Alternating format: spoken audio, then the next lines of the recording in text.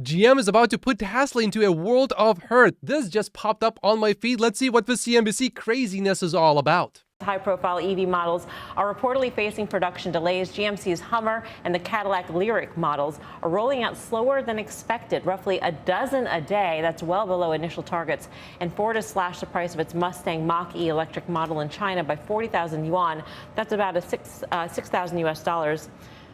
It seems much harder than we all thought it was going to be when everybody announced grand plans to ramp up EV and take Tesla's share. GM did not need to take market share from Tesla. GM could have created all of this market for EVs, but instead it chose to destroy every EV one.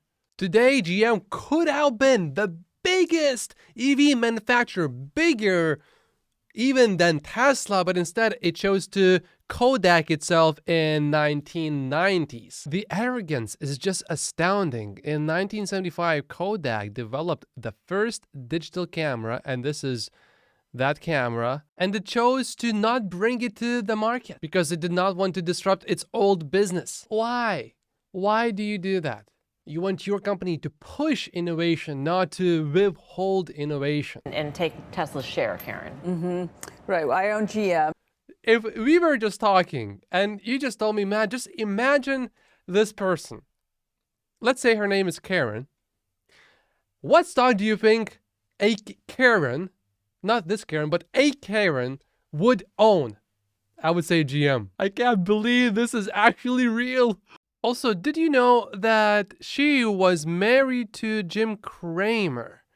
That explains a lot. Right. Well, I own GM, and GM absolutely falls in that camp. I mean, you know, we had heard at one point, I think, an all-EV lineup by 2025, I think was the very, very earliest one. And now, of course, that's been delayed. And we get to this issue again of, is this a sale delayed or a sale denied? And at some point, It's denied. It's denied. I think so. And when you really think about it, GM has been delaying EVs since the 1990s. If there's one thing that GM is incredibly good at, it has to be figuring out how not to make EVs. Mary Barra, who I think is fantastic, has really staked her career here. She's been there 10 years. She's the mastermind of this turnaround. I think the word turnaround usually implies that things got better. Okay, well, in 2014, she became the CEO of GM. In 2014, GM sold almost 10 million vehicles, and last year, GM sold about half as many. Turnaround. It was a successful turnaround to sell less vehicles. She specifically became the CEO of GM in January of 2014, but maybe the stock of GM did great. So let's see, this is January of 2014, and the stock is down 15.5%. Now, GM does pay a dividend, but that is not a great performance. I would not call that a turnaround. They keep pushing it back. It was going to be now the second half of this year. So if they don't ramp production meaningfully, I think this is going to be very difficult for her. But I am staying long GM. Well, Karen is going to do what Karens do. Hopefully, and I really actually hope that it works out for her. Because, you know, I'm a gentleman. So the Lyriq, GM sold like about Cadillac. 1,000. Yeah. It's an SUV. Its direct competitor is what in the Tesla lineup? Well, the ones that they just cut their prices for the second time. Well, in 3 yeah, months. but Tesla sold 252,000 of them last Here's year. the thing, and you guys know where I'm coming from because I'm just, I'm short. Yeah, well, I'm short of this. There's no risk to GM and Ford delaying this. This is happening for them. They don't have a choice, but they don't have to go at the sort of speed that a Tesla or some of these upstart EVs have to because they have capital constraints. Morgan Stanley has pointed out multiple times in their research notes that legacy automakers are terrible capital allocators. They just waste money. And GM is probably going to be no different. So no, this is a time-sensitive matter. If GM does not get itself together, it's going to be over. I mean, if they play all their cards right, maybe they can still sell a good amount of vehicles, but they have to play their cards right. Right now, it's almost like they don't even want to really play. The risk here, if this is a price war that only gets made worse by issues with China, okay, and potentially a recession in the back half of this year here, then if this is a price war, then Tesla's earnings are expected to be down 2% this year, and their margins are going from 25.5% last year to expected to be 22%. This is a disaster for them. So he's saying that for Tesla to lose 3.5% in gross margin is going to be a disaster.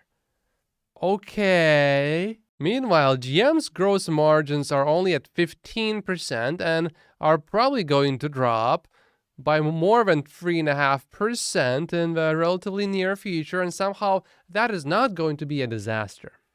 Okay, that makes sense to him somehow. It does. Not to me, though. The only thing that makes sense to me here is that he's contradicting himself. But all of those things that you just mentioned also hit the legacy automakers. He even got called out by his own colleague. Well deserved. Good job. Okay, so go short them at 3 times sales or earnings. I'm just saying, like, the competition that Tesla faces, which is part of the bear case, that Tesla has all this competition. Not really, because they have to continue to work towards their targets over the next 5 to 7 years, whereas Tesla keeps putting out ridiculous targets every year. Yeah, but the difference is Tesla actually meets those targets eventually. Sometimes a little late, but in this case, for example, with deliveries generally, it does meet these targets. And for Tesla to get to 20 million deliveries per year by the end of 2030, Tesla does not even need to grow exactly at 50% per year every single year. It can be a little bit under that. I think part of this for everybody is also the supply of EV battery cells. And if you think about part of what GM's announcement was, it's a slower rollout. It's not going to happen. Hopefully these new batteries will not catch on fire like these previous GM vehicles did. I'm long GM. I have a smaller position in Ford. GM I can sleep on at night based upon how profitable and EBITDA positive this company has been. If I had to own GM, I would not sleep well at night because it's a has-been company. How can this guy not see it? Ford just got done telling you that they're still trying to work out inefficiencies in their core business model that they haven't figured out for years. So I don't love that, but GM should totally trade at a premium. And GM, to me, is a very well-run company that will get there. Sales. Yeah. 0.3. Yeah. TV people usually care a lot about daily stock movements. It just so happens that when we recorded that video, GM stock was at $39.76. Yep, that's right. And now it is down 16% since then. I mean, if they are long-term investors, maybe that is not that bad, except that company long-term is not going in the right direction. So if you are a long-term investor in GM, I would be even more worried. Generally, I think trading stocks short-term is a very bad idea unless you really know what you are doing. And even then, you're likely to not make more than just putting your money in something that you think is going to do well long-term. But if you were to make the bet at the same time, then you made that bet on GM. Looking at that video, at that time, Tesla was at $182, so it would only be down 1% compared to GM's 16%. Real quick, in the technicals in Tesla, I mean, it traded right up effectively to 200-day moving average, 220-ish, right before our very eyes. That stock traded 180 on the screws today. 165, I think, is the level it gets to. Then you can make your decisions from there, but it feels like it's a little more downside to me. I know one person who recently invested based on the feeling, and guess how that turned out? Lost money. Turns out a woman's intuition is not actually very useful when it comes to investing in stocks. And this is the Tesla stock buying opportunity explained by Elon Musk. My name is Matt Posius. Like and subscribe if you haven't yet, and I will see you in the next video. Thank you so much for watching.